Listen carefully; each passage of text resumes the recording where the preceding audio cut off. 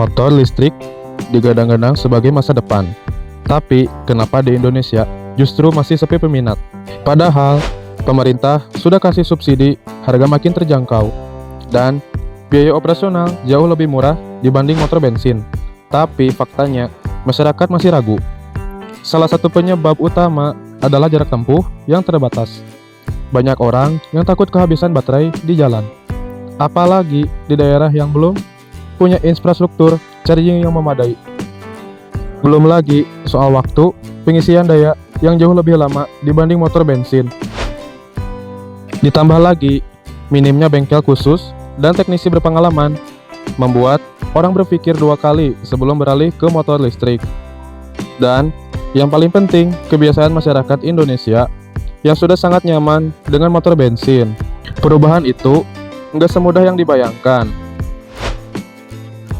Harga awal motor listrik di Indonesia, salah satunya Honda, yang paling termurah yaitu Honda Icon E, yang dijual di Indonesia sekitar harga 28 juta rupiah, harga tergantung lokasi dan waktu. Kemudian yang kedua, Honda EM1E, sekitar 40 jutaan. Kalau di Indonesia kita bisa mendapatkan range harga 40 jutaan yaitu PCX Racing, Yamaha NMAX Turbo, dan motor maxi yang lainnya yang lebih bergengsi. Selanjutnya yaitu Honda Coupe E, sekitar 54 jutaan. Dan sudah ada tipe Coupe E Racing Duo yang lebih di atasnya, yang harganya sekitaran 59 jutaan. Dari harga awalnya saja, motor listrik memang lebih tinggi daripada motor bensin. Alasannya karena di baterai yang cukup mahal di Indonesia. Komponennya sangat vital, sangat berat, dan yang bikin kantong jebol kalau diganti ya guys. Harga tersebut bisa lebih murah karena subsidi atau promo, bahkan bisa jauh lebih turun. Harga di atas, harga tersebut juga sudah termasuk sepaket dengan baterai.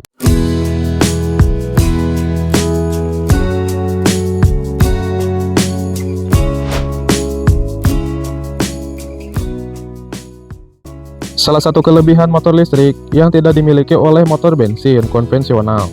Yang pertama, biaya operasional yang sangat murah sekali. Isi daya listrik sangat jauh lebih hemat dibanding beli bensin di POM, di SPBU, cocok untuk harian. Yang kedua, perawatannya simple. Tidak ada oli mesin, busi, ataupun komponen rumit lainnya seperti di motor bensin. Nah, yang ketiga, ramah lingkungan. Tidak menghasilkan emisi gas buang secara langsung dari kendaraannya, menjadi lebih bersih untuk udara kota. Yang keempat, suara halus dan nyaman. Motor listrik nyaris tanpa suara sama sekali. Terdengar sedikit dan sayup-sayup saja, lebih nyaman dan tidak bising.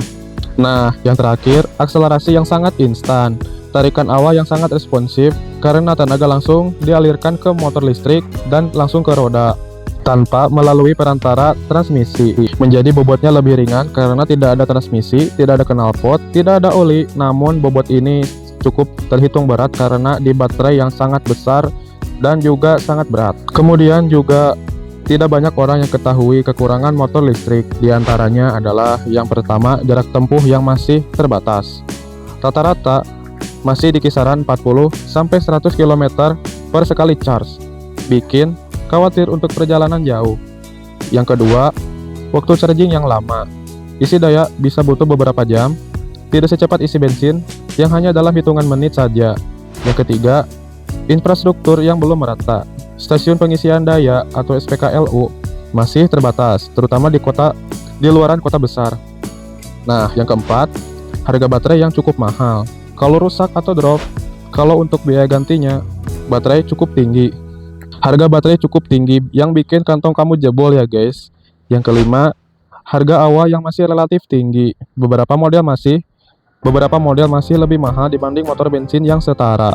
Jadi, motor listrik cocok untuk harian jarak dekat dan menengah, hemat biaya jangka panjang, penggunaan dalam kota, dan masih kurang ideal untuk touring jarak jauh. Di daerah minim charging, sangat khawatir kalau kehabisan baterai. Kalau kehabisan baterai nanti bisa-bisa di towing ya. Oke, kita akan melihat dan membahas data penjualan motor listrik di Indonesia tahun 2026 per merek. Sebenarnya masih belum dirilis secara lengkap dan resmi per brand. Detail dan rinci biasanya tertutup atau hanya share market. Tapi dari data terbaru industri 2025 sampai 2026, kita bisa lihat gambar yang paling mendekati. Total pasar, estimasi tren 2026 sekitaran 100.000 hingga 200.000 unit per tahun. Data resmi terakhir kuat tahun 2025, kurang lebih 55.000 unit yang terjual. Pangsa pasar, estimasi penjualan per merek terbaru 2026, perkiraan di merek Polytron menguasai sekitaran 60% market share. Nah, estimasi penjualan sekitaran kurang lebih 30.000 hingga 33.000 unit untuk unit base 2025. Ini berarti Polytron masih menjadi raja motor listrik di Indonesia hingga saat ini. Nah, yang kedua, United, termasuk permain besar, barang Alfa dan yang lainnya. Estimasi ribuan unit per tahun, laris karena harganya lebih murah dan juga subsidi. Nah, yang ketiga ada di brand Alfa, fokus di segmen premium dan lifestyle atau gaya hidup. Untuk estimasi penjualannya, hampir sama seperti sebelumnya di angka ribuan unit per tahun. Tren naik di 2026, target ekspansi. Yang keempat, Gesit, brand lokal pionir, estimasi penjualannya kurang lebih ribuan unit per tahun dan masih stabil. Di sisi lain, harga awal motor listrik juga masih dianggap cukup tinggi jika dibandingkan dengan motor bensin di kelas yang sama. Ditambah lagi, kekhawatiran soal umur baterai dan biaya pergantiannya membuat calon pembeli berpikir ulang. Belum lagi soal performa, sebagian pengguna merasa sensasi berkendara motor listrik masih belum bisa menggantikan tarikan motor seperti konvensional, seperti tarikan yang terasa beda ketika dirasakan. Namun, bukan berarti motor listrik tidak punya masa depan. Justru, ini adalah fase transisi ketika infrastruktur semakin lengkap, harga semakin terjangkau, dan edukasi masyarakat menjadi lebih luas. Bukan tidak mungkin motor listrik akan menjadi pilihan utama di masa depan. Jadi, sepertinya, sepi peminat bukan karena motor listrik yang buruk, tapi karena ekosistemnya yang masih belum lengkap sepenuhnya. Tinggal tunggu waktu, apakah kamu akan menjadi salah satu dari konsumen motor listrik ini?